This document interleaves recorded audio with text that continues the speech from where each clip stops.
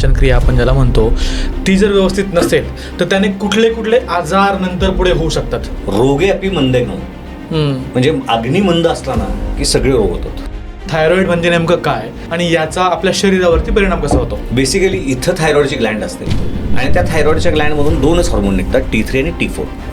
आत्तापर्यंत किती पेशंटला तुम्ही ट्रीट केलं असेल? 20,000पेक्षा जास्त झाले आत्तापर्यंत. 20,000पेक्षा जास्त झाले. आज आपण एका अशा समस्येवरती बोलणार आहोत जे जवळपास प्रत्येक घरामध्ये कुठं ना कुठं कधी ना कधी दिसून येते. गॅस, ॲसिडिटी, थायरॉइड, डायबिटीज, वजन वाढणं किंवा वजन कमी होणं, या समस्या आपल्या सगळ्यांना भेडसावतात आणि अशी भीती राहते की आता मला आयुष्यभर गोळ्याच खावा लागणार. आज आपल्यासोबत आहेत 2008 पासून आयुर्वेदिक पद्धतीनं उपचार करणारे, 20,000पेक्षा जास्त रुग्णांचा प्रत्यक्ष अनुभव असलेले आणि 150पेक्षा जास्त FDA अप्रूव्ड औषधांचे पेटंट असलेले डॉक्टर विक्रांत पाटील.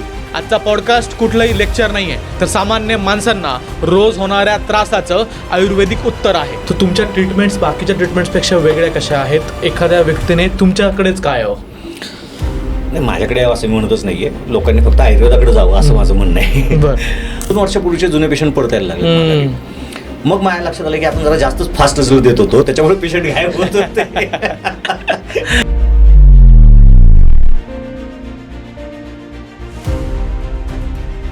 सर नमस्कार आणि स्वागत आहे तुमचं बोल मराठी या यूट्यूब पॉडकास्टमध्ये. नमस्कार. सगळ्यात पहिल्यांदा मला तुम्हाला हाच प्रश्न विचारायचा आहे की आजकाल आपण म्हणतो की आपल्याला पचनाचे आजार होत आहेत, तर नेमकं का हे आजार होतात मला ते सांगा. पचनाचे आजार का होतात म्हणण्यापेक्षा आपल्याला हे बघायला लागेल की आपण चुका काय करतो. म्हणजे आपण स्वतःच वेगवेगळ्या गोष्टींना कारणीभूत असणाऱ्या गोष्टी करतोय. बरं. काय खातोय आपण? तर आपण ते मायोनीज खातोय, आपण पुन्हा पुन्हा पुन्हा पुन्हा पुन्हा तळलेलं तेल त्याच्यामधले वडापाव खातोय. मग ह्या सगळ्या गोष्टी झाल्यानंतर का होणार नाही पचनाच्या तक्रारी? बरोबर. दुसरी गोष्ट अशी की निद्रा यत्तम सुखम दुःखम पुष्टिकारश बलाबलम वृष्टाम क्लीबताम ध्यानम अज्ञानम जीवितम नच. निद्रा ही सगळ्यात महत्त्वाची आहे. आणि आपण झोपतो कधी? 2-3 जेव्हा स्क्रोलिंग वगैरे बंद होतं किंवा नेट संपतं त्यानंतर आपण झोपतो. मग असं असेल ना तर ऑब्व्हियस आहे ते झोप. कारण काय होतं माहिती आहे का, ज्यावेळेला आपण झोप लागते ना आपल्या छानपैकी, त्यावेळेला पचन चांगल्या पद्धतीनं होत असतं. तुमची झोपच व्यवस्थित झाली नाही तर तुम्हाला हे नाही. बरं, तुम्ही झोपणार रात्री 2 वाजता, उठणार सकाळी 12-1 वाजता, मग ह्या वेळेला कसं काय पचन होईल? बरोबर. ह्या सगळ्या गोष्टी ज्या आहेत ना, ह्या सगळ्या गोष्टी कारणीभूत ठरतात आपल्या अपचनासाठी. झोपण्यासाठी मग सगळ्यात बेस्ट योग कुठली आणि वेळ कुठली आणि कधी उठलं पाहिजे? जैन लोक जे आहेत ना त्यांची खाण्याची वेळ आहे ना ती महत्त्वाची आहे. बरं. म्हणजे ते सूर्यास्तानंतर खात नाहीत. सूर्यास्तानंतर खात नाहीत. सूर्यास्ताच्या आधी खातात. आणि ही खरं तर एक्झॅक्ट आयडियल टाईम आहे. म्हणजे तुम्ही संध्याकाळी सूर्य मावळायच्या आधी खाल्लं पाहिजे. त्यावेळेला जर तुम्ही खाल्लत ना तर तुम्हाला ऑब्व्हियसली रात्री 9-10पर्यंत झोप येईल. पण आपण जेवतोच 10 वाजता. बरं, 10 वाजता जेवणार. काही लोक असतात ते 10 वाजता जेवतात आणि 15 मिनिटांनंतर लुडकतात. काही लोक असतात ते 12 वाजता जेवतात, 2 वाजेपर्यंत जागतात. तुम्ही खाल्लं आणि झोपलात की तुमचं पचन होणार नाहीये. बरोबर. कारण तुम्हाला ऍक्टिव्हिटी काहीच झाली नाही आणि तुम्ही खूप लेट खाल्लं आणि त्याच्यानंतर खूप जास्त जागरण केलं तरी तुमचं पचन चांगलं होणार नाही. बरोबर. तुम्ही जेवण हे लवकर केलं पाहिजे. संध्याकाळी 6, 7, 8 पर्यंत जेवण झालं पाहिजे. 10, 10:30 पर्यंत तुम्ही झोपलं पाहिजे. पण आजकालच्या काळामध्ये आपल्या ऑफिसच्या टायमिंग 7-8 वाजेपर्यंत असतात. बरोबर. लोक, आपण पुण्यामध्ये IT कंपनीज आहेत सगळ्या, त्यांच्या शिफ्ट असतात वेगवेगळ्या. 7-8 वाजेपर्यंत कुणी घरी पोहोचू शकत नाही. मग त्याच्यामध्ये जेवण कसं करणार? नाही, मी तर खरं सांगू का, म्हणजे आता हा ग्लोबल प्रश्न आहे. पण मी माझ्याकडे येणाऱ्या पेशंट्सना तरी हा सल्ला देतो की तुला किती पगार आहे बाबा? तर 50,000, 60,000, 70,000, आपण X असा आकडा ठीक आहे. ठीक आहे, X,000 पगार आहे त्यांना. तर ते X वजा 20 असं तू काढून टाक त्याच्यातून. त्याच्यापेक्षा कमी पगाराची नोकरी पकड. पण निदान त्याच्यामुळे तुझं आरोग्य तरी चांगलं राहील. नाही तर ते 20,000 तू डॉक्टरच्या डोक्यावरती घालणार आहेस. बरोबर. आणि बरोबर स्वतःचं आरोग्य पण घालून घेणार आहेस. बरोबर आहे. तर त्याच्यापेक्षा निदान ह्या गोष्टीचं तरी हे कर की ह्याच्यात तुला पगार ते 20,000 कमी मिळाला, पण निदान आरोग्य तरी चांगलं राहील ना. बरोबर. ह्या गोष्टीची काळजी केली पाहिजे. अर्थात हा प्रश्न ग्लोबल आहे आणि त्याचं उत्तर डॉक्टर म्हणून माझ्याकडे असणार आहे. करेक्ट. सो मग आता मला एक सांगा की कोणत्या कोणत्या हॅबिट्स आहेत ज्यामुळे आजार होऊ शकतात? पहिली गोष्ट आता आपण झोपेची बोललो. हां, ठीक. झोप एक झालं की प्रॉपर पहिली झोप गोष्ट. असली पाहिजे. मग आपण आता दिनचर्येपासून सुरुवात करू. दिनचर्या सांगा मला. तर दिनचर्या म्हणजे सकाळी लवकर उठायला पाहिजे. तर आपण उठत नाही. ब्राह्मी मुहूर्ती उत्तिष्ठे जीर्णाजीर्ण निरूपण. सकाळी लवकर उठलं पाहिजे, आपण उठत नाही. पहिली हॅबिट चुकीची. म्हणजे झोपेची पहिली हॅबिट झाली, ही दुसरी हॅबिट म्हणून आपण.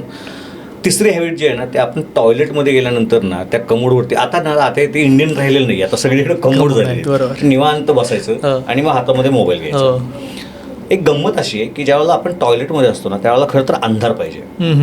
म्हणजे स्त्रियांच्या बाबतीत बाळाला दूध पाजताना अंगावरती लॅक्टेशन जे आहे, ते दूध पाजणं जे आहे, त्यावेळेला दूध येणं आणि टॉयलेटला बसल्यानंतर टॉयलेट साफ होणं, ह्याच्यासाठी अंधार असला ना तर ते जास्त चांगल्या पद्धतीने होतं. याच्या मागे काय सायन्स आहे? नाही, हे सगळं पिनियल ग्लँडशी संबंधित आहे. बरं, पिनियल ग्लँडशी संबंधित आहे. म्हणजे तिथं एक असं डोळे मिटले असताना एक सेफ फील येत असतो आणि कॉन्सन्ट्रेशन तुमचं तुमच्या पोटांकडे बॉवेलकडे असतं. आपलं इथं कॉन्सन्ट्रेशन असतं इकडे, रील्समध्ये कॉन्सन्ट्रेशन असतं. मग तुम्हाला कसं काय पोट साफ होईल तुमचं? बरं, गंमत अशी आहे की ज्याचं पोट साफ नाही ना त्याचं शरीर म्हणजे आजारांची मांदियाळी. तिथं असं भरपूर ढिगाण आजार साठायला सुरुवात होते. त्याच्यामुळे ही दुसरी आदत. तिसरं, आपण ज्या टूथपेस्ट वापरतो ना त्या सगळ्या गोड असतात. बर, त्या गोड केलेल्या आहेत सगळ्या, बरोबर. आयुर्वेदामध्ये जे सांगितलेलं दंतधावन त्याच्यामध्ये तुरट आणि तिखट अशा तुरट, तिखट आणि कडू हे रस सांगितलेले आहेत. तिथं कुठंच गोड रस नाहीये. बरोबर. गंमत माहितीये का तुला की ज्यावेळेला आपण दात घासतो ना त्यावेळेला मॉडर्न सायन्स असं म्हणतं, डेंटिस्ट असे म्हणतात की गोड खाल्लं पाहिजे. का तर तोंडामध्ये ऍसिडिक नेचर वाटलं तर दात खराब होतात, पण गोड खाल्लं की कीड लागते. आणि त्याच्या अगेन्स्ट जर आंबट खाल्लं तर बॅक्टेरिया नष्ट होतात पण दात खराब होतात. आयुर्वेदानं काय सांगितलं ह्याच्या जागेवरती, तर तुम्ही कडू, तिखट किंवा तुरट खा. त्याच्यामुळे आयुर्वेदिक दंतमंजन जर बघितलं ना तर त्याच्यामध्ये आंबा, बाभूळ, जांभूळ, कडुलिंब ह्यांच्या काड्यांनी दात घासायला सांगितलेले. तर ते ज्या वेळेला घासलं जातं ना त्यावेळेला कफाचं पाचन होतं आणि कफाचं पाचन झालं की पक्वाशयातला म्हणजे मोठ्या आतड्यातला जो कफ आहे तो पण कमी व्हायला लागतो आणि पोट साफ व्हायला मदत होते. ह्या गोष्टीकडे कोणाचा विचार, जुने लोक गावातले लिंबाच्या काड्यानं एक्झॅक्टली दात साफ करायचे तशा प्रकारे. एक्झॅक्टली, ही तिसरी चूक आहे. मग चौथी चूक, आपण दिवसभर सिडेंटरी लाईफस्टाईल करत असतो, वेळेवरती खात नाही, खातो ते काही विचित्र खातो, आरबट सरबट खातो. आमच्याकडे पेशंट येतात आणि म्हणतात डॉक्टर मग तुम्ही औषध दिलं आहे त्याचा काही साईड इफेक्ट होतो का? मी कितीतरी वेळा म्हणतो की तुम्ही ते छोले भटुरे खाणार त्याचा साईड इफेक्ट होत नाही, तुम्ही ते निमोस्लाईड खाणार त्याचा साईड इफेक्ट होत नाही, आणि आम्ही आयुर्वेदिक औषध देणार त्याचा साईड इफेक्ट होतो. ते असं नसतंय. तर ह्या सगळ्या गोष्टी ज्या आहेत ना ह्या सगळ्या गोष्टी कारणीभूत ठरत आहेत. बरोबर. आता मला एक सांगा की जे आपले पचन व्यवस्था आहे, पाचन क्रिया आपण ज्याला म्हणतो, ती जर व्यवस्थित नसेल तर त्याने कुठले कुठले आजार नंतर पुढे होऊ शकतात? रोगे अपि मंदेनो, म्हणजे अग्नी मंद असला ना की सगळे रोग होतात. म्हणजे गंमत बघ की आयुर्वेदिक डॉक्टरकडे गेल्यानंतर आयुर्वेदिक डॉक्टर नाडी बघतो, हे करतो आणि का कुठलाही आजार असेल तो म्हणतो तुमचं पोट कसं साफ होतं. आणि लोक वेड्यात काढतात की काय मला कॅन्सर झालाय हा पचनाचं विचारतोय, मला सर्दी होती हा पचनाचं विचारतोय, मला डोकं दुखतंय हा पचनाचं विचारतोय. आता 3 आजारांविषयी आपण बोलूया. आता मी 3 एक्झाम्पल दिले म्हणून ह्या 3 आजारांविषयी बोलूया.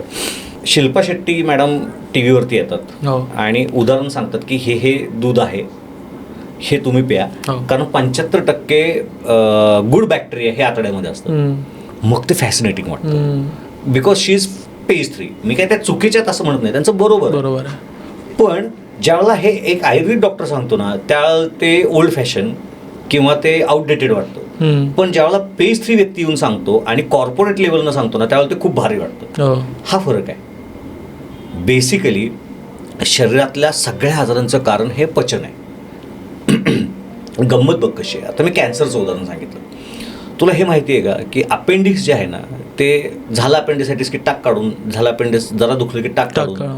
अपेंडिक्समध्ये कारण ते आत्तापर्यंत हेच समजलं जातं की माणसानं अन्न शिजवून खायला सुरुवात केली आणि मग ते मोठ्या आतड्याचा एवढा मोठा भाग होता तो सगळा, छोट्या आतड्याचा मोठा एवढा भाग होता तो बारीक बारीक बारीक बारीक बारीक होती एवढा झाला आणि मग ते आता काही निरुपयोगी आहे, काढून टाका. अँटी कॅन्सरस सबस्टन्सेस बॉडीमधले जे आहेत ते सगळे अपेंडिक्समध्ये तयार होतात आणि आपण ते काढून टाकतो. Same thing with tonsils. ज्या गोष्टीनं माणूस मरत नाही ना काढून टाकलं म्हणून, त्या सगळ्या गोष्टी काढून टाकतो आपण. म्हणजे आता असं म्हणत नाही ना, हा हृदयाला सूज आली टाका काढून, मेंदूला सूज आली टाका काढून, असं नाही. ज्या गोष्टीनं माणूस मरणार नाहीये ना लगेच, त्या सगळ्या गोष्टी काढून टाकायला बसले. बरोबर, ठीक. हा झाला कॅन्सरचा विषय. पचनाच्याच संस्थेमध्ये आलाय.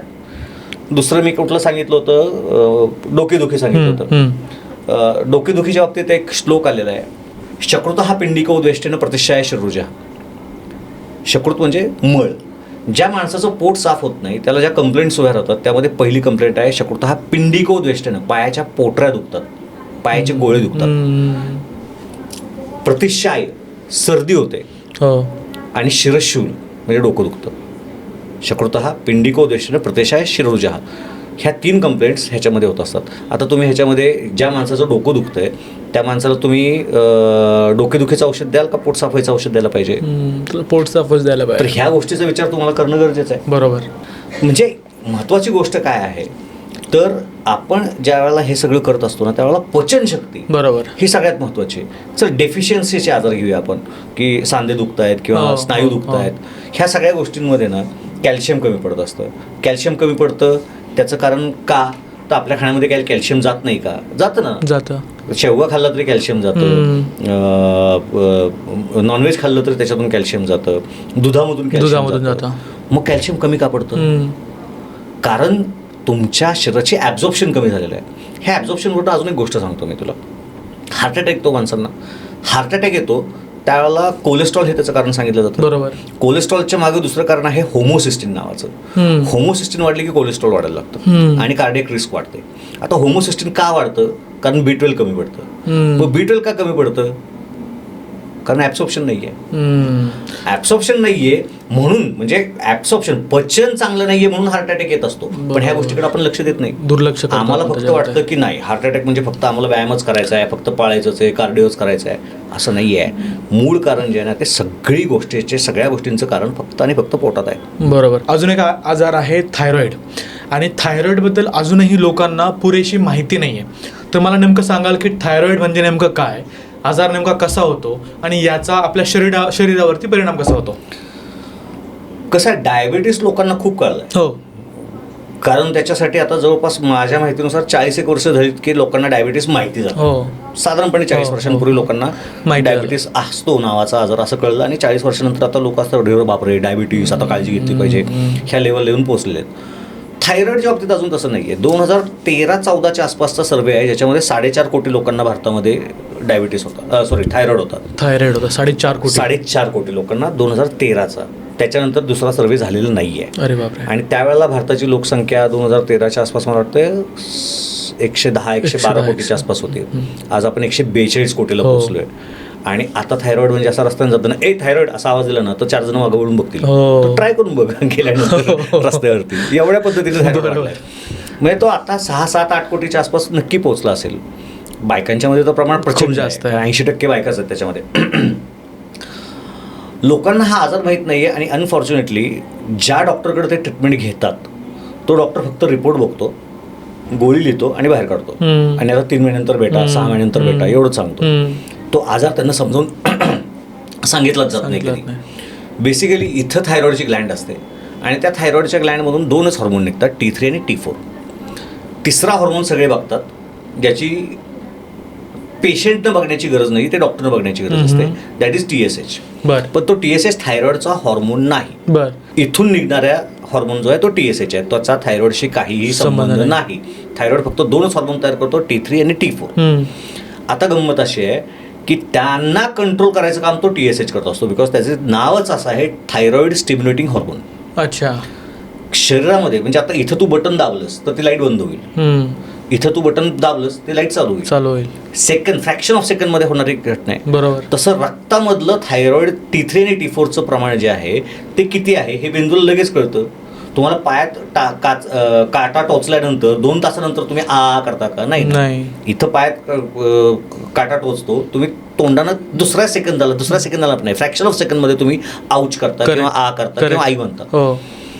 हे जेवढ्या स्पीडमध्ये होत असतं ना तेवढा T3 T4चं प्रमाण रक्तातलं कमी झालं की मेंदूला सिग्नल जातो, मेंदू लगेच तिथून पिट्युटरीला ऑर्डर देतो आणि पिट्युटरी TSH वाढवतं, स्टिम्युलेटिंग हॉर्मोन येतो, तो लगेच थायरॉइडला स्टिम्युलेट करतो आणि T3 T4चं प्रमाण वाढवायला लावतो. पण ह्या कंडिशनमध्ये ते किती वाढवतो तर तो प्रमाणात आला पाहिजे, ह्या प्रमाणामध्ये तो वाढवतो. T3 T4 नॉर्मलला येतात पण TSH वाढलेला दिसतो आणि लोक सगळे त्या TSHच्या नावानं बोंबा मारतात. बर, म्हणजे TSH जो वाढलेला आहे तो T3 आणि T4 ला कंट्रोल करण्यासाठी वाढलेला आहे. Exactly.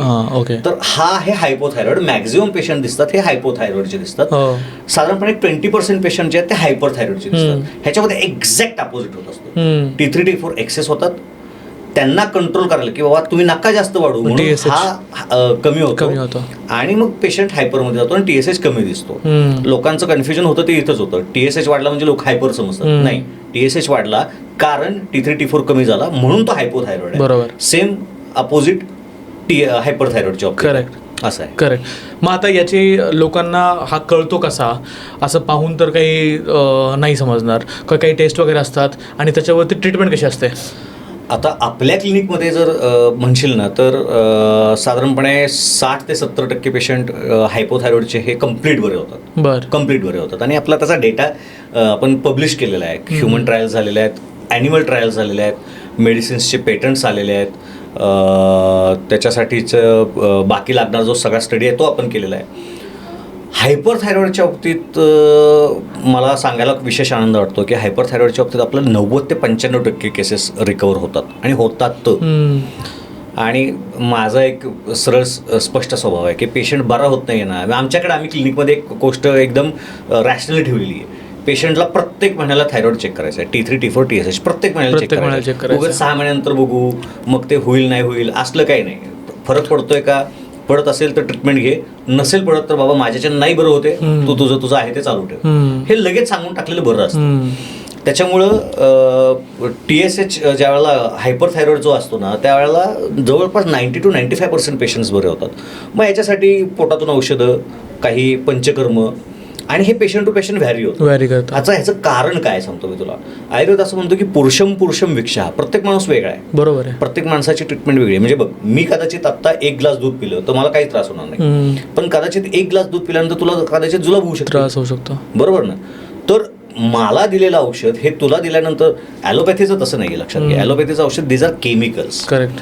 So chemicals actually work with their chemical composition आणि त्या केमिकल कंपोजिशनमुळे ते प्रत्येकावरती सेम ॲक्ट करणार आहे. इथं तसं नाही आहे. दीज आर नॅचरल प्रॉडक्ट्स आणि त्याच्यामुळे ते प्रत्येक माणसाला वेगळ्या पद्धतीने ॲक्ट करणार आहेत. मग त्याच्यामध्ये पेशंटचा स्वतःचा टॉलरन्स किती आहे, त्या पेशंटचा ससेप्टेबिलिटी किती आहे, त्या पेशंट स्वतः किती चांगल्या पद्धतीनं कोपअप करतोय, त्याची पॉझिटिव्हिटी किती आहे, ह्या सगळ्या गोष्टी त्याच्यामध्ये मॅटर करतात. बरोबर. त्यामुळे काही पेशंट अगदी बरे होतात 3-3 महिन्यामध्ये बरे होतात, काही पेशंट बरे व्हायला वर्ष 2-2 वर्ष लावतात. आणि पथ्य काय पाळतायत, कारण पथ्याची गंमत आहे. लोकांना असं वाटतं की आयुर्वेदिक औषध म्हणजे पथ्य, काही नाही असं. पथ्याची गंमत अशी आहे, एकतर पहिला हा गैरसमज आहे की पथ्य म्हणजे खायचं नाही, तर तसंच नाही आहे. पथ्य म्हणजे चांगलं आणि अपथ्य म्हणजे चांगलं नसणार. तर पथ्य पाळायचं म्हणजे जे चांगल्या गोष्टी त्या खायच्या. अपथ्य म्हणजे काय, एक साधी गोष्ट, मी हे खूप ठिकाणी उदाहरण वापरलेलं आहे आणि सांगितलेलं आहे. एखाद्याला मुळव्याधाचा त्रास आहे आणि तो जर हट्टाला पेटला की मी रोज हिरवी मिरची खाणार तर त्याला पुतीनचा डॉक्टर असू देत किंवा काय ते अमेरिकेचा काय त्याचं नाव ट्रम्प त्याचा डॉक्टर असू दे, त्यानं कोणी औषध दिलं तर तो बरा नाही होणार. सो तुम्हाला असं म्हणायचं आहे की आयुर्वेद जे आहे हे ट्रीटमेंट आहे, एक्झॅक्टली म्हणायचंच आहे मला ते. बर, कारण आयुर्वेद ही कधीच, मी म्हणलं ना, लोक सामान्य लोक पण म्हणतात आयुर्वेद हे मुळाची ट्रीटमेंट करतं, बेसिक कॉज जे आहे ना त्याची ट्रीटमेंट करतं. मगाशी तुला मला बोलता बोललो ना मी की शकृतो हा पिंडिको दक्षिण प्रतिशाय शकृतः. पोट साफ होत नसेल आणि म्हणून डोकं दुखत असेल तर डोकेदुखीचं पेनकिलर औषध घेणं योग्य का पोट साफ व्हायचं औषध घ्यायला पाहिजे, तर पोट साफ व्हायचं औषध घ्यायला पाहिजे. बरं, त्यात पण गंमत आहे बरं का. ज्यावेळेला तुम्ही आयुर्वेदिक डॉक्टरकडे जाता ना त्यावेळेला तो तुम्हाला धौतीयोग चूर्ण किंवा कुठलं तरी एखादं साम्ययोग चूर्ण किंवा त्रिफळा चूर्ण किंवा काहीतरी पेट साफा वगैरे असलं काही औषध नाही देत, मी तरी नाही देत.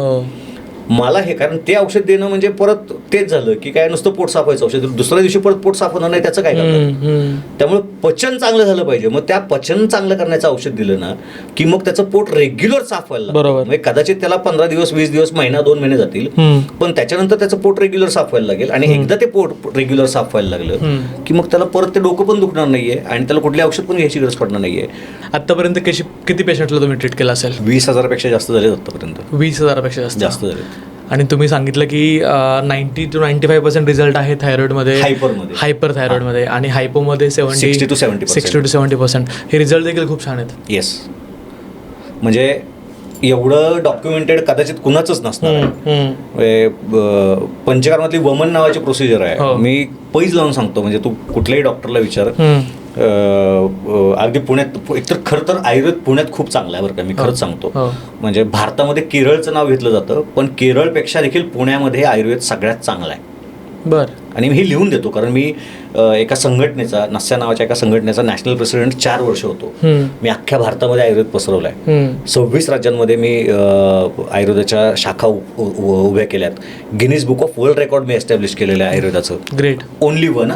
दुसरं अजून तू गिनीजच्या ऑफिशियल वेबसाईटवरती जा, एकच. कुठला वर्ल्ड रेकॉर्ड होता तो? Maximum number of people receiving नस्य थेरपी. त्याच्यामध्ये 731 वगैरे लोकांना 731 डॉक्टरांनी नस्य केलं होतं. अरे वा. आणि हे आपण जयपूरमध्ये केलं होतं 2017 साली. बरोबर. तर हे एवढं सगळं माझं करून झालेलं आहे, त्यामुळे माझा अख्खा भारत फिरून झालेला आहे. त्यामुळे मी हे कॉन्फिडेंटली सांगतो की जेवढा आयुर्वेद चांगला पुण्यामध्ये ना, तेवढा दुसरीकडे कुठेच नाही. बरं. पुण्यामध्ये काय चांगलं वाटतं तुम्हाला? परंपरांनी, म्हणजे गुरुनं शिष्याला शिकवणं, ही जी परंपरा पुण्यामध्ये ना, ही दुसरीकडे नाही आहे. बरोबर. आणि मी मगाशी जे सांगत होतो त्याच्यामध्ये हे आहे की एवढं सगळं असून, म्हणजे अगदी केरळमध्ये जरी गेलात ना, तरी केरळमध्ये हॉस्पिटल्स मोठे मोठे आहेत, कारण तिथं राजाश्रय आहे. बरोबर. गॉड्स ओन कंट्री म्हणून त्यांनी तिथं त्याला प्रमोट करायला सुरुवात केली आहे. तसं महाराष्ट्रामध्ये अजून झालेलं नाही आहे दुर्दैवानं. मी खूप आयुष मिनिस्ट्रीला वगैरे मेल टाकलेत, मेसेज केलेले आहेत, मिनिस्टर्सना स्वतः भेटलेलो पण आहे, पण ते अजून काही वर्क होत नाही आहे. म्हणजे माझं 8 पानांचं पत्र आज पण तयार आहे, ज्याच्यामध्ये मी सगळं लिहिलेलं आहे. म्हणजे अगदी वनस्पतींची लागवड कशी करायची, धरणामधला गाळ काढून तो कसा लावायचा, इथपासून सगळ्या गोष्टी लिहिलेल्या आहेत मी. पण ते काही वर्कआउट होत नाही अजून. होईल, बघू, आज ना उद्या कधीतरी होईल. आम्ही आयुर्वेदिक माणसं आहोत, प्रयत्न सोडत नाही. त्याच्यामध्ये पंचकर्मामध्ये वमन नावाची एक ट्रीटमेंट असते, जी आपल्याला थायरॉइडमध्ये करायला लागते. ती आम्ही मॉडिफाय करून एंडोक्लिन नावानं आत्ता सध्या वापरतो क्लिनिकमध्ये. पण माझ्या क्लिनिकमध्ये आत्तापर्यंत मी पर्सनली 6,000पेक्षा जास्त लोकांना वमनं दिलेली आहेत. आणि आज पुण्यामध्ये एवढा चांगला असून सुद्धा, पुण्यामध्ये सुद्धा जातो, तुला असं लक्षात येईल की वमन म्हटलं की वैद्य नको म्हणतात, वैद्यच घाबरतात, पेशंटचं द्या सोडून. पण आम्ही ती लिहिलंय करतो. म्हणजे माझ्याकडे तर अगदी सेकंड इयरची वगैरे पोरं शिकायला येतात ना, ती सुद्धा करतात इझिली. एवढे इझिली आम्ही ते करतो. ते हे एवढा सगळा एक्सपिरियन्स पाठीशी घेऊन मग हे सगळं बोलतो. अवघच काहीतरी मनात आलं म्हणून बोलतोय अशातला भाग नाही आहे. बरोबर. मला एक सांगा की तुमच्या क्लिनिकमध्ये भरपूर सारे आयुर्वेदिक दुसरेही क्लिनिक्स आहेत, तर तुमच्या ट्रीटमेंट्स बाकीच्या ट्रीटमेंट्सपेक्षा वेगळ्या कशा आहेत? एखाद्या व्यक्तीने तुमच्याकडेच काय हवं? नाही, माझ्याकडे यावं असं मी म्हणतच नाही आहे. लोकांनी फक्त आयुर्वेदाकडे जावं असं माझं म्हणणं आहे. बरं. दुसरी गोष्ट अशी, माझ्या बाबतीत असं आहे की माझ्या मामांना काहीतरी त्रास होत होता, मला आता आठवत नाही आहे काय त्याला. हे खूप जवळपास मी कॉलेजला असतानाची 2002-03ची वगैरे गोष्ट आहे ती. तर त्यावेळेला त्यांना मी औषध दिली होती आणि त्यांना काढा करायला दिला होता. बरं. मग 15 दिवसांनी मामा माझ्याकडे आले आणि मला म्हटले, अरे तो कोण त्यावेळेला पेट्रोलियम मंत्री होते, मला माहीत नाही, तो काय माझा मेहणा नाही आहे म्हटले. म्हणलं का? अरे म्हणले 15 दिवस गॅस लवकर संपला तुझ्या काड्या 5 दिवस लवकर, 15 दिवस नाही, 5 दिवस लवकर संपला गॅस तुझ्यामुळं, तुझ्या काड्या उकळण्यामुळं. बरं. हा पहिला इन्सिडन्स. त्याच्यानंतर मग मी मला गोष्ट जाणून दिली, मला औषधं घ्यायची आहेत. समजा एक वर्षभर औषधं घ्यायची, तर वर्षभर रोज सकाळ संध्याकाळ काढा करून घ्यायचा आहे. इट इज टीडियस, डिफिकल्ट आहे. बरोबर आहे. रोज सकाळ संध्याकाळ पावडर खायची, कडू लागते. सो डोस, क्वांटिटी, पॅलेटेबिलिटी म्हणजे चव आणि प्रोसिजर, ह्या सगळ्या गोष्टींना आपण कुठंतरी मॅनेज केलं पाहिजे, हे माझ्या डोक्यात आलं.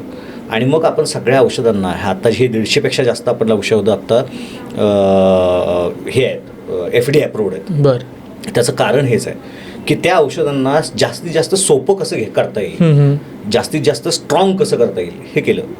म्हणजे एक साधी गोष्ट सांगतो तुला मी, की समज एखादं चूर्ण आहे, फॉर एक्झाम्पल अश्वगंधा. अश्वगंधेचं चूर्ण 1 ग्रॅम द्यायचं असेल, पण 1 ग्रॅम हा डोस मोठा होतो. बरोबर. कॅप्सूल ही 500 mg ची असते. मग काय करायचं तर 1 किलो अश्वगंधा घ्यायची, 1 किलो अश्वगंधेचा काढा तयार करायचा, काढ्यामध्ये त्याचा सगळा अर्क उतरवायचा, चोथा टाकून द्यायचा, ह्या 1 किलो पावडरमध्ये तो काढा टाकायचा आणि तो घोटायचा. तो घोटला की त्याच्यामध्ये डबल पोटन्सी आली, मग तुम्ही 500 mg दिला तर ते भागणार आहे. सो ह्या पद्धतीनं औषधं तयार करण्याला सुरुवात केली आणि ह्या सगळ्या पद्धतीनं औषधं तयार केल्यामुळं त्याची पॅलेटेबिलिटी झाली. कॅप्सूल असल्यामुळं ज्यांना कडू लागतं आहे त्यांनी कॅप्सूल गिळावी, ज्यांना वाटतं की बाबा मला कॅप्सूल नको त्यांनी कॅप्सूल ओपन करावी, पावडर घ्यावी, त्याच्यामध्ये बाइंडिंग मटेरियल नाही, काही नाही. हा एक प्रकार झाला. उकळीचे भानगडी कमी झाल्या.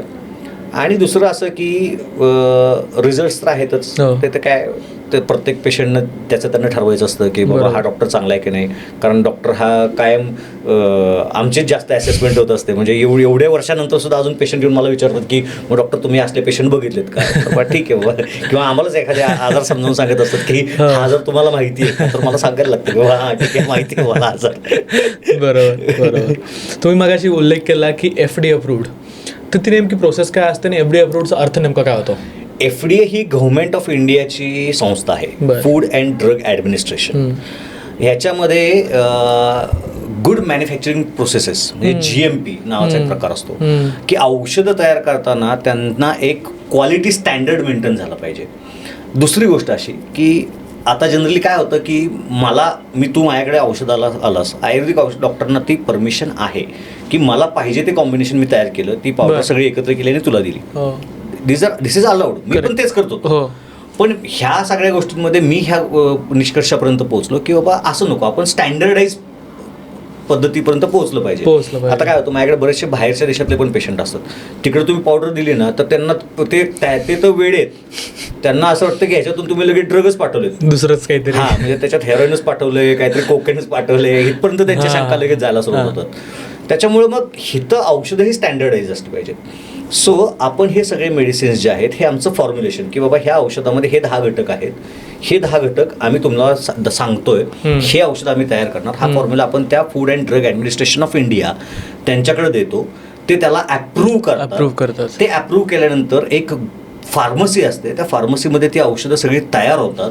त्यांच्याकडे ज्यांना GMP सर्टिफिकेट आहे, गुड मॅन्युफॅक्चरिंग प्रोसेसेसचं, त्या सर्टिफिकेटच्या अंडर असलेल्या त्या फार्मसीमध्ये ते तयार होतात आणि मग ती पॅक होतात आणि आपल्याकडे येतात. त्यामुळे आत्ता आपल्याकडं साधारणपणे फॉलोअप 2 आठवड्याचा असतो की आज औषधं मी तुला दिली तर तुम्हाला 2 आठवड्यानंतर भेटायचं. तर माझ्याकडे स्ट्रीप आहे, त्या स्ट्रीपमध्ये 14 कॅप्सूल्स आहेत, त्या 14 कॅप्सूलची स्ट्रीप तुला दिली जाते.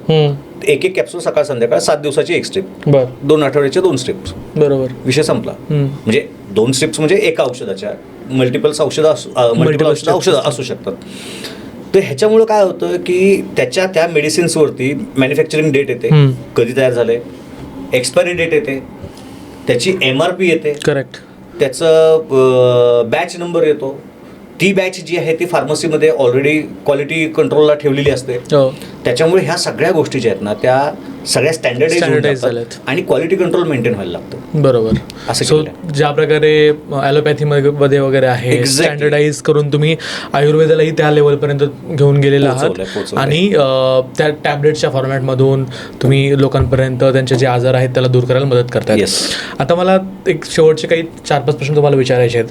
आता आपला पॉडकास्ट पाहणारे खूप सारे लोक असे असतील की ज्यांना भीती आहे, माझ्या फॅमिलीमध्ये एक डायबिटीज पर्सन आहे, तर त्याला भीती आहे आयुष्यभरासाठी मला आता इन्सुलिन घ्यावं लागेल किंवा टॅबलेट्स घ्यावं लागतील, माझं आयुष्य पूर्ण त्या टॅबलेटवरतीच जाणार आहे, अशी भीती लोकांच्या मनामध्ये आहे.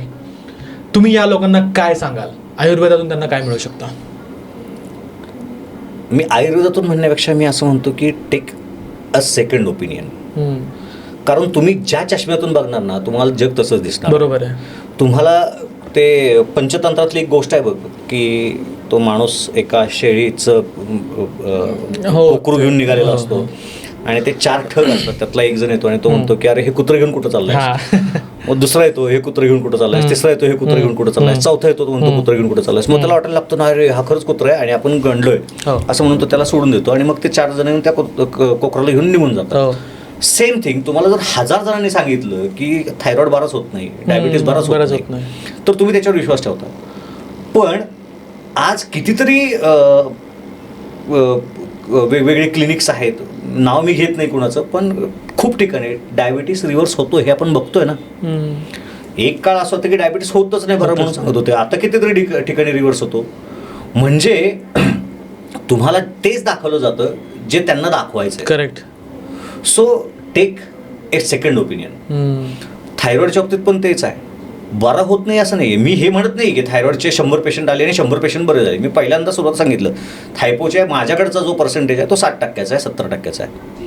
हायपरचा 90 ते 95% आहे. मी म्हणत नाही 100% पेशंट. 100% पेशंट कुठलाच डॉक्टर कुठल्याच आजाराचा कधीच बरा करू शकत नाही. बरोबर. नाही तसं असतं तर मग त्याच्या मागं असं पांढरं वलय, त्याच्यातून असे बाहेर निघणारे धूळ खाली आणि असं हातात काय, असं तसं नाही आहे. It's a science and every science have a limitation. Correct. नाही का. तर त्याच्यामुळं टेक अनदर ओपिनियन. प्रत्येक सायन्सचे प्रत्येक पॅथीचे स्वतःचे लिमिटेशन्स. म्हणजे मी म्हणत नाहीये की आयुर्वेद म्हणजे सगळं आहे म्हणून. आत्ता एखादा पेशंट माझ्या क्लिनिक समोर एखाद्या माणसाचा ऍक्सिडेंट झाला तर माझ्या क्लिनिकमध्ये इन्स्ट्रुमेंट्स नसणार आहेत आणि माझ्याकडे ते स्किल नसणार आहे की मी त्याला लगेच स्टिच करू शकेन किंवा काही करू शकेन.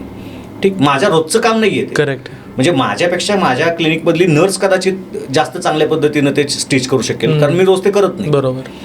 इट्स अ स्किल आणि ते डेव्हलप होत जात असतं. सो जर आज माझं आयुर्वेदावरती स्किल आहे तर मी त्याच्या पद्धतीत सांगू शकतो की हा पेशंट बरा होईल, नाही होईल, एवढ्या दिवसामध्ये होईल आणि अशा पद्धतीनं बरा होईल. सो त्यांनी एक सेकंड ओपिनियन हमेशा ट्राय केलं पाहिजे की बाबा हे होतंय की नाही होतंय. सांगितलं बाबा वाक्यप्रमाणे नाही, नेहमी दुसरं ओपिनियन घेतलं पाहिजे. ह्या पॅथीमध्ये होत नाही म्हणजे ह्या दुसऱ्या पॅथीमध्ये होतच नाही असं होत नाही. आता मला सांगा की एखाद्याने जर ठरवलं की त्याला आयुर्वेदिक ट्रीटमेंट घ्यायची आहे तर सुरुवातीला काय मिस्टेक्स लोक करतात आणि त्या अवॉइड केल्या पाहिजेत? पहिली गोष्ट मिस्टेक अशी आहे की ते आयुर्वेदाकडे जातच नाहीत. पहिली मिस्टेक ही आहे की लोक ज्यावेळेला आजार होतो त्यावेळेला आयुर्वेदाकडे जात नाही. ज्यावेळेला तो आजार कुठेच बरा होत नाही त्यावेळेला ते आजार आयुर्वेदाकडे जातात आणि मग म्हणतात की आयुर्वेदाला वेळ लागतो. तसं नाहीये. तर पहिली मिस्टेक ही आहे की त्यांनी पहिलं त्या आजारासाठी, अरे बघ ना मला सांग की असं होईल काय की ताप आलाय आणि मग आयुर्वेदिक औषधं तुम्ही 2 महिने घ्या आणि मग तुम्हाला बरं वाटेल, असं आयुर्वेद तरी म्हणेल का? नाही. साधी स्वाभाविक गोष्ट. तुम्ही कुठल्या आजारासाठी जाता तर जो कधीच बरा होत नाहीये, एवढी वर्ष औषधं घेऊन कंटाळलाय म्हणून तुम्ही आयुर्वेदाकडे लास्ट ऑप्शन आपण आयुर्वेदाकडे पाहतो. तुम्ही छोट्या छोट्या गोष्टींसाठी महासुदर्शन काढ्यासारखी औषधं आहेत, सुदर्शन गंडवटीसारखी औषधं आहेत, त्रिभुवन कीर्तीसाठी सारखी औषधं आहेत, संशमनिवटीसारखी औषधं आहेत, अमृतरिष्टासारखी औषधं आहेत, तापासाठी आहेत. साधी औषधं मी सांगतो. मी हे आत्ताही स्पष्टपणे सांगतो की ही औषधं मी सांगितलीत याचा अर्थ लोकांनी ती घरच्या घरी ट्राय करू नयेत, कारण ह्यातल्या कुठल्या गोष्टींना काय होतं हे मला माहिती आहे, त्यांना माहित नाही. त्रिभुवन कीर्ती नावाची औषध आहे, त्याच्यामध्ये वत्सनाम नावाचा कंटेंट आहे ज्याच्यामुळे बीपी ड्रॉप होतो. त्यामुळे त्रिभुवन कीर्ती कधी वापरायची, संशमनी कधी वापरायची, सुदर्शन कधी वापरायचं, महासुदर्शन कधी वापरायचं, अमृतरिष्ट कधी वापरायचं हे त्या डॉक्टरला 7-7, 8-8 वर्ष घासल्यानंतर कळलेलं असतं. त्याच्या आधी तुम्ही लगेच डॉक्टरने सांगितलं म्हणून वापरायचा प्रकार नाही येतो. That is medicine. करेक्ट. तुम्ही स्वतः जाता का अँटीबायोटिक घ्यायला की आज मी हे खातो, आज मी ते खातो, असं नाही ना. तसं आयुर्वेदाचं पण आपलं सांगितलंय आणि मराठीमध्ये आहे, कळतंय म्हणून काही लगेच केलं असं नाही व्हायला पाहिजे. तर ह्या चुका लोकांनी टाळायला पाहिजेत. तर ठेवा ना, पहिला ऑप्शन ठेवा आयुर्वेदाला. गंमत सांगतो मी, ॲलोपॅथीमध्ये almost every medicine is having spermicidal activity. म्हणजे टेस्टेस्ट्रॉन लेवल कमी करणं आणि स्पर्म्स कमी करणं हे प्रत्येक औषधाचा साईड इफेक्ट आहे. प्रत्येक औषधाचा, इन्क्लुडिंग पॅरासिटामॉल. प्रत्येक औषध हे हिपॅटोटॉक्सिक आहे. प्रत्येक औषध हे आयुर्वेदामध्ये नाही आहे, कारण ते सगळे नॅचरल गोष्टी आहेत. म्हणजे गहू खाल्ला म्हणून तुमच्या लिव्हरला हिपॅटोटॉक्सिसिटी येणार नाही आहे. बरोबर. तसंच दुसरी एखादी वनस्पती तोडली, तुळस तोडली, औषध आहे. गहू, गोधूम असं त्याला आयुर्वेदामध्ये म्हटलेलं आहे. ह्या सगळ्या गोष्टी आहेत ना, ह्या सगळ्या नॅचरल प्रॉडक्ट्स आहेत, त्याच्यामुळे त्याच्यासाठी हिपॅटोटॉक्सिसिटी नाही आहे. आणि आता आम्ही ओरडतो की आमच्याकडं इन्फर्टिलिटीचे प्रॉब्लेम वाढायला लागले. अरे तुम्ही स्वतः वाढवताय ते. बरोबर. तुम्हाला फक्त फिमेल इन्फर्टिलिटी दिसते, मेल इन्फर्टिलिटी पण बघा ना तुम्ही. एवढ्या मोठ्या लेवलला हे व्हायला लागलेलं आहे. ह्या एवढा विचित्र प्रकार आहे हा सगळा. करेक्ट. आता आपली लाईफस्टाईल चेंज होत चालली आहे. ज्या प्रकारे आपली लाईफस्टाईल आहे, job, stress, work life balance नाही दिसत आहे, तर त्या गोष्टींमुळे या सगळ्या गोष्टी होत आहेत. मला एक सांगा की शेवटच्या पुढच्या 10 वर्षामध्ये तुम्हाला काय वाटतं, आपल्या या लाईफस्टाईलमुळे काय काय गोष्टी अजून पुढे होऊ शकतात आणि कशी आपल्या आरोग्यावरती हे हानी करू शकतं? खूप गहन प्रश्न आहे. म्हणजे इथं 2 गोष्टी आहेत. जर तुम्ही आज सुधारलात ना तर खूप चांगल्या पद्धतीने जाऊ शकाल, पण जर नाही सुधारलात ना तर वाईट अवस्था असणार आहे. म्हणजे मी मगाशी जे म्हटलं की मी मिनिस्ट्री वगैरेमध्ये जे मेल पाठवलेत, पत्र पाठवलेत, त्याच्यामध्ये मी पॉईंट पाठवला होता की 1940 साली भारताची लोकसंख्या 40 कोटी होती. आज आपण 2025-26 मध्ये साधारणपणे 40 आणि 60 आणि 20 80 वर्ष झाली. 80-85 वर्ष. आपण 80 राऊंड फिगर पकडूया. माझं गणित चांगलं असतं तर मी डॉक्टर झालो नसतो, इंजिनियर झालो असतो. 80 पण राऊंड फिगर पकडूया. 80 वर्षामध्ये भारताची लोकसंख्या किती झाली? More than triple. करेक्ट. 4 2 8 4 3 12 आणि आता 140च्या आसपास आहोत, पण मोर दॅन ट्रिपल झाली. पुढच्या 80 वर्षात किती होईल? चल आपण असं धरून चालू आहे की आता 1 और 2 बस किंवा एकच बस असं झालंय, पण आधीच्या काळामध्ये साथी यायच्या आणि फटाफट माणसं मारायची, तशी आता मरत पण नाही. म्हणजे ॲटलिस्ट पुढच्या 80 वर्षामध्ये जी आत्ता 140 कोटी आहे ती कमीत कमी 280 तरी होईल. ट्रिपल नाही होणार, चल 200 डबल तरी होईल. राहणार कुठं? खाणार काय? बरोबर. औषधं कुठली? सुपरबग ऑलरेडी एंटर झालेला आहे आणि अख्खं जग दुनिया सुपरबगच्या नावानं भारताला शिवाय घालते. माहिती का तुला सुपरबग? सुपरबग नाही. सुपरबग म्हणजे तोच बॅक्टेरिया, पण तो त्या अँटीबायोटिकला दाद देत नाही. अच्छा. जस्ट बिकॉज ते अँटीबायोटिक रिपीटेडली आणि चुकीच्या पद्धतीने नको त्या वेळेला नको त्या पद्धतीने वापरले म्हणून. सर्च करून बघा इंटरनेटवरती सुपरबग काय आहे. आणि सगळी जग दुनियाशी भारताला शिवाय घालते. भारताला का? कारण भारतामध्ये चुकीच्या पद्धतीने वापरलं जातं. म्हणजे मी एक डॉक्टर आहे, तू एक डॉक्टर आहे, माझ्याकडे पेशंट आला तर मी फर्स्ट जनरेशन अँटीबायोटिक देतो, पण तुला असं वाटतं की नाही ह्याचं प्रॅक्टिस जास्त चांगलं चालतं नाही, मला अजून लवकर रिझल्ट आला पाहिजे, तू सेकंड जनरेशन देतो, दुसरा असतो तो थर्ड जनरेशन अँटीबायोटिक देतो. 2017-18-19 साली काहीतरी, मला आता एक्झॅक्ट डेट नाही आठवते, जवळपास 30-35 वर्षानंतर नवीन अँटीबायोटिक पहिल्यांदा सापडलंय शास्त्रज्ञांना. अदरवाईज फक्त जनरेशन्स निघालेले आहेत. कुठून आणणार आहेत वर्षा तुम्ही? कुठून करणार आहेत तुम्ही रिसर्च? शेवटी परमेश्वरानं जे दिले त्याच्यातूनच तुम्हाला तयार करायचं नाही. तुम्ही नवीन काही एलिमेंट तयार नाही करू शकत. बरोबर. जे पृथ्वीवरती आहे त्याच्यापासूनच तुम्हाला तयार करायचं आहे. म्हणून म्हटलं मी की हे जर अशाच पद्धतीने चालू राहिलं ना तर ऑटो इम्युनो डिसऑर्डर्स हे वाढत जाणार आहेत. बघ, एक काळ असा होता की देवीची साथ यायची, पोलिओचे आजार व्हायचे, त्याच्यानंतर ते काय गोवर कांजण्यांचे कंटिन्युअस साथी यायच्या, कॉलराच्या साथी यायच्या. हे आजार आता होत नाही होत. इन्फेक्शियस डिसीजेस कमी झाले because you have induced antibacterial medicines, that is antibiotics. पण त्याचबरोबरीनं तुम्ही अशा गोष्टी पण इंड्यूस केलेल्या आहेत ज्याच्यामुळे तुमच्या शरीरामध्ये शरीर स्वतःच आजार तयार करायला लागलाय. ज्याच्यामध्ये आज डायबिटीस आहे, ज्याच्यामध्ये आज थायरॉइड आहे, ह्या सगळ्या गोष्टी, ओबेसिटी आहे, इन्फर्टिलिटी आहे, ह्या सगळ्या गोष्टी तयार व्हायला लागल्यात ना. तो ऑटोइम्युन डिसऑर्डर्स आता वाढायला लागले. तर त्याचं कारण आपण स्वतः आहोत. त्यामुळे आज आपण स्वतः सुधारलो तर ठीक आहे, नाही सुधारलो उसकी लाठी तो पडेगी आज नाही तो कल. बरोबर. सो पुढचे 10 वर्ष खूप भयानक असणार आहेत, जे तुम्ही 10 वर्षानंतर भयानकच असणार आहे. धन्यवाद तुम्ही आज बोल मराठीला टाईम दिल्याबद्दल. मलाही वाटतं की आज आयुर्वेदाकडे पाहण्याचा माझा दृष्टिकोन खरंच बदललेला आहे. एवढं डिटेलमध्ये मी कधीच आयुर्वेदाबद्दल डिस्कशन केलेलं नव्हतं. आणि मलाही ऑडियन्सला सांगावंसं आवडेल की जर तुम्हाला सरांबद्दल अजून इन्फॉर्मेशन हवी असेल, मी त्यांचे डिटेल्स, त्यांचे इंस्टाग्राम हँडल, त्यांचे जे काही लिंक्स असतील ते डिस्क्रिप्शन बॉक्समध्ये आणि कमेंटमध्ये पिन करून ठेवेल. तुम्हाला जर एखाद्या फॅमिलीमध्ये तुमच्या स्वतःसाठी जर काही सल्ला हवा असेल तर सरांनी सांगितल्याप्रमाणे सेकंड ओपिनियन ॲटलिस्ट घ्या. आणि आयुर्वेदाचा ऑप्शन लास्ट ऑप्शन म्हणून पाहू नका, तो तुमचा फर्स्ट ऑप्शन देखील असू शकतो. सर धन्यवाद, तुम्ही आज बोल मराठीला टाईम दिल्याबद्दल. धन्यवाद.